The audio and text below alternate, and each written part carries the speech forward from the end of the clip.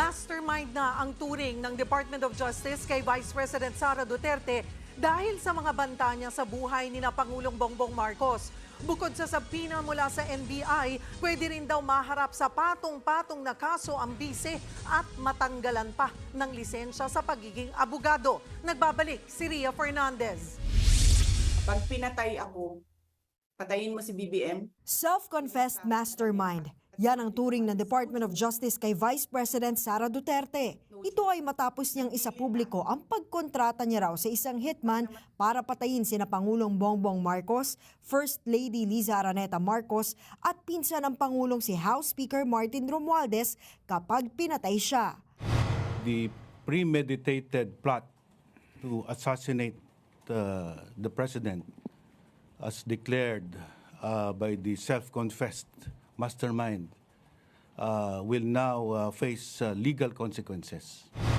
Nakumpirma ng National Bureau of Investigation na tunay ang online video ng bise kung saan niya sinabi ang death threat. Pero hindi raw nila inaresto si VP Sara bilang courtesy. Gayunman, hahainan nila ng sabina ang bise bukas para magpaliwanag. We are giving her chance, due process, to answer yung ibinibintang sa kanya. No, this is by way of subpoena, and we will ask her to appear before our office within 5 days from today. Appear siya sa amin, sagutin niya yung aming mga tanong para mabigyan ng pagkakataon. Ayon pa sa DOJ, gagamitin din nila ang buong puwersa ng pamahalaan para matunton ng sinasabing hitman na pumayag sa utos ng bise. Marami rin posibleng kaharaping kaso si VP Sara, gaya ng grave threat at sedition. Pwede rin daw siyang madisbar dahil bukod sa death threat, nagpakilala siyang abogado ng kanyang Chief of Staff na si Zulaika Lopez. Hindi kasi pwedeng mag-abogado ang isang Vice President, lalo pat dawit din siya sa issue. Ipinauubayan naman sa Kongreso ang usapin ng impeachment.